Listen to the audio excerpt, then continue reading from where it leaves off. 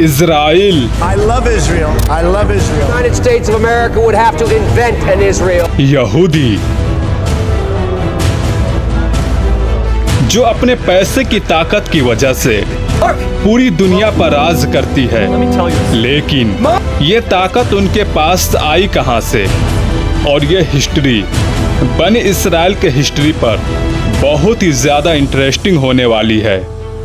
आज से तकरीबन 4000 साल पहले हजरत इब्राहिम अलैहिस्सलाम अपनी सिटी ऊर से निकलकर पहली दफा फलस्तीन में आबाद हो गए, जिसे उस जमाने में किनान कहा जाता था।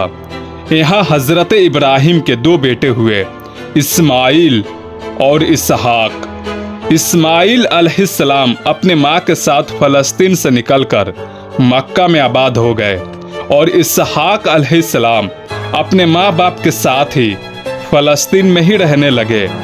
इसहाक अलैहिस्सलाम के एक बेटे का नाम याकूब था, जिसको हम इसराइल के नाम से भी जानते हैं। याकूब अलैहिस्सलाम की औलाद को बनी इसराइल कहा जाता है। याकूब अलैहिस्सलाम के 12 बेटे थे और इन्हीं बेटों की वजह से बनी इसराइल में 12 खानदान बन गए। याकूब अलैहिस्सलाम उन्हीं 12 बेटों में से सबसे ज्यादा प्यार अपने एक बेटे यूसुफ अलैहिस्सलाम से करते थे। इसके बाद जो कुछ भी हुआ वो हम सब बहुत अच्छी तरह जानते हैं।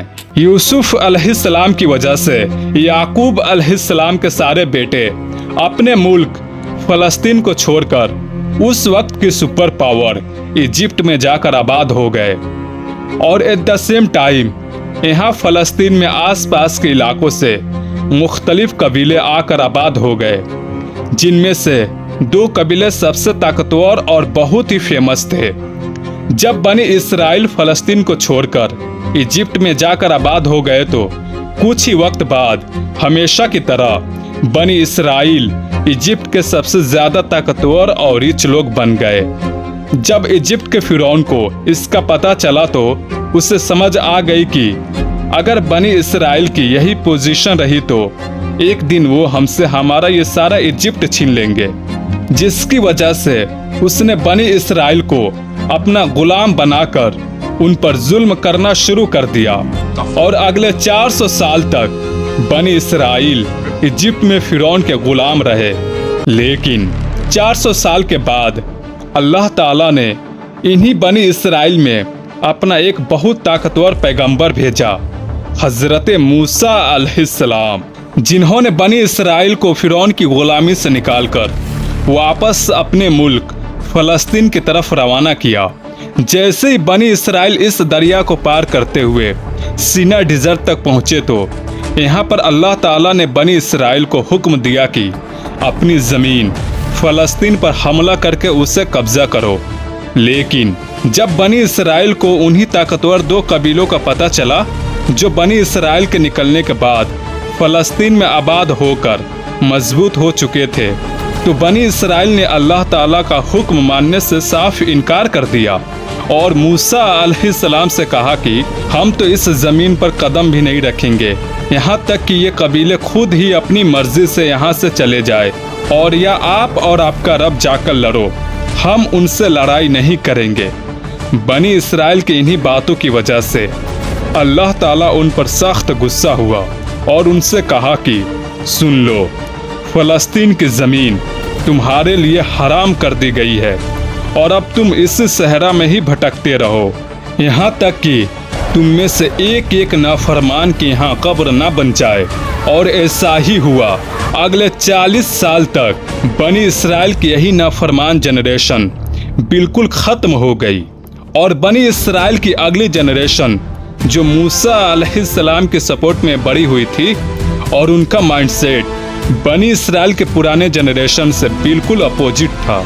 इसीलिए बनी इसराइल की इस नए जनरेशन ने तालूत की लीडरशिप में फलस्तीन पर हमला करने का फैसला किया और जैसे ही ये दोनों फौज एक दूसरे के आमने सामने हुई तो जंग से पहले बनी इसराइल की फौज में एक यंग लड़के ने वहाँ सबके सामने दुश्मन के सबसे बड़े जनरल जालूत को बहुत ही आसानी से हरा दिया और उस लड़के का नाम था दाऊद। अपने जनरल जालूत को मरता हुआ देखकर फलस्तीन के हौसले बिल्कुल कमजोर हो गए और बनी इसराइल ने उन पर हमला करके उन्हें आसानी से क्रश कर दिया। फलस्तीन को हराने के बाद अब पूरी फलस्तीन तालूत की कंट्रोल में आ चुकी थी और यहीं से बनी इसराइल के एम्पायर किंगडम ऑफ इसराइल शुरू हुई और तालूत इस एम्पायर का नया बादशाह बन गए। तालूत की वफात के बाद हजरत दाऊद अलैहिस्सलाम इसराइल का नया बादशाह बन गए। दाऊद अलैहिस्सलाम ने बादशाह बनते ही फलस्तीन में यरूशलेम को अपना कैपिटल बनाया और आने वाले सालों में बनी इसराइल के इस एम्पायर को और भी बढ़ा दिया। दाऊद अलैहिस्सलाम चाहते थे कि वो बनी इसराइल की इबादत के लिए एक बहुत ही बड़ी मस्जिद बनाए, लेकिन मस्जिद बनाने से पहले ही दाऊद अलैहिस्सलाम वफात हो गए। दाऊद अलैहिस्सलाम की वफात के बाद उनके बेटे सुलेमान अलैहिस्सलाम इस एम्पायर का नया बादशाह बन गए। सुलेमान अलैहिस्सलाम अल्लाह ताला से दुआ की कि या अल्लाह मुझे ऐसी बादशाहत दे जो किसी और को दुनिया में ना मिले। अल्लाह ताला ने सुलेमान अलैहिस्सलाम की दुआ कबूल की और उन्हें ऐसी पावर्स दी कि वो सिर्फ इंसानों पर ही नहीं बल्कि हवाओं, जिन्नात और जानवरों पर हुकूमत करने लगे। और इसी पावर्स को यूज करके सुलेमान अलैहिस्सलाम किंगडम ऑफ इसराइल को आने वाले सालों में और भी बढ़ा दिया और अपनी कैपिटल यरूशलेम में बनी इसराइल के लिए एक बहुत बड़ी टेंपल बनाई। सुलेमान अलैहिस्सलाम के बाद उनका बेटा रोहबोम बनी इसराइल का नया बादशाह बन गया, लेकिन वो अपने बाप सुलेमान अलैहिस्सलाम की तरह काबिल और ज़हीन नहीं था। रोहबोम ने अपनी हुकूमत में बनी इसराइल पर बहुत ही ज़्यादा टैक्सेस लगाए, जिसकी वजह से बनी इसराइल के 10 कबीलों ने रोहबोम की हुकूमत से बगावत कर दी और पहली दफ़ा बनी इसराइल की ये एम्पायर 2 हिस्सों में डिवाइड हो गई। नॉर्थ फ़लस्तीन में उन 10 कबीलों ने एक अलग किंगडम बनाई और साउथ फ़लस्तीन में रोहबोम की हुकूमत सिर्फ 2 कबीलों पर बाकी रह गई, यहूदा और बिन्यामीन। उन 2 कबीलों में यहूदा बहुत ही ज़्यादा ताकतवर और रिच कबीला था, जिसकी वजह से उस एम्पायर का नाम भी किंगडम ऑफ जूदा पड़ा।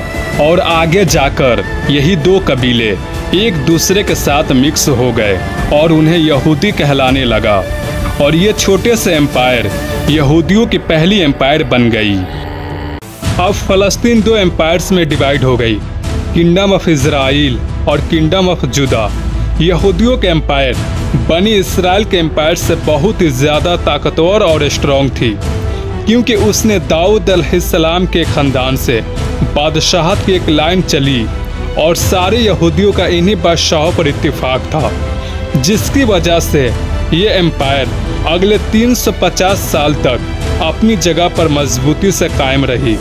और दूसरी किंगडम ऑफ इज़राइल, जिसने ज़्यादा कबीले होने की वजह से हमेशा बादशाहत पर झगड़ा होता रहता था और वक्त के साथ साथ ये एम्पायर इन्हीं झगड़ों की वजह से बहुत ही ज़्यादा कमज़ोर हो गई और सिर्फ 200 साल हुकूमत करने के बाद इसके पास ही इराक के एक एम्पायर एसेरियंस ने इन पर हमला कर दिया और बनी इसराइल के इन्हीं 10 कबीलों को हमेशा हमेशा के लिए फ़लस्तीन से निकाल दिया।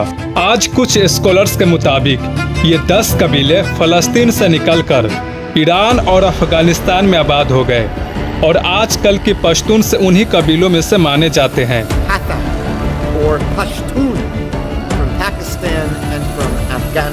लेकिन हिस्ट्री में ये 10 कबीले लॉस्ट ट्राइब्स ऑफ इज़राइल के नाम से जाने जाते हैं और यहाँ से हिस्ट्री में बनी इसराइल का खेल खत्म हो गया।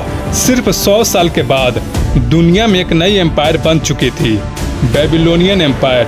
He destroyed Israel and took her people. इसके बादशाह बख्ते नसर ने अपनी हुकूमत को बढ़ाने के लिए यहूदियों पर अटैक करके उन्हें बर्बाद कर दिया और यरूशलेम से सारे यहूदियों को कैद करके अपनी कैपिटल बेबीलोन की तरफ लाया और उस टेम्पल को भी तबाह व बर्बाद कर दिया जो हजरत सुलेमान अलैहिस्सलाम ने बनाया था। बख्ते नसर के यहूदियों पर जुल्म को उसके पास एक मुल्क में एक शख्स बहुत ही गौर से देख रहा था और इसके सिर्फ 36 साल बाद उस आदमी ने दुनिया में एक नई बड़ी सुपर पावर बनाई, पर्शियन एम्पायर। और उस आदमी का नाम था साइरस द ग्रेट, जिन्हें हम जुल्करनैन के नाम से भी जानते हैं। साइरस द ग्रेट ने बेबीलोनिया एम्पायर पर हमला करके उन्हें बुरी तरह से हरा दिया।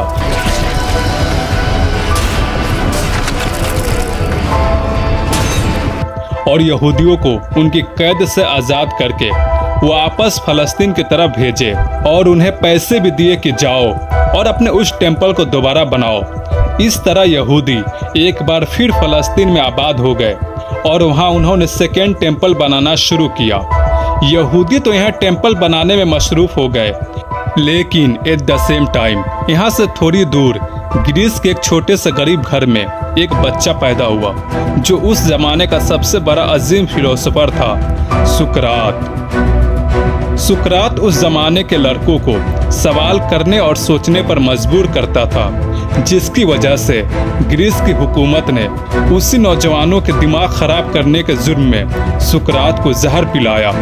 सुकरात के बाद उनके शागिर्दों में एक बहुत बड़ा शागिर्द एरिस्टोटल ने ग्रीस के एक छोटे से प्राइवेट स्कूल में एक बच्चे को तैयार किया और इस बच्चे ने आगे जाकर आधी दुनिया पर हुकूमत कायम कर दी और उसका नाम था अलेक्जेंडर द ग्रेट। अब अलेक्जेंडर द ग्रेट ने सिर्फ 20 साल की उम्र में पर्शियन पर हमला करके उनकी हुकूमत खत्म कर दिया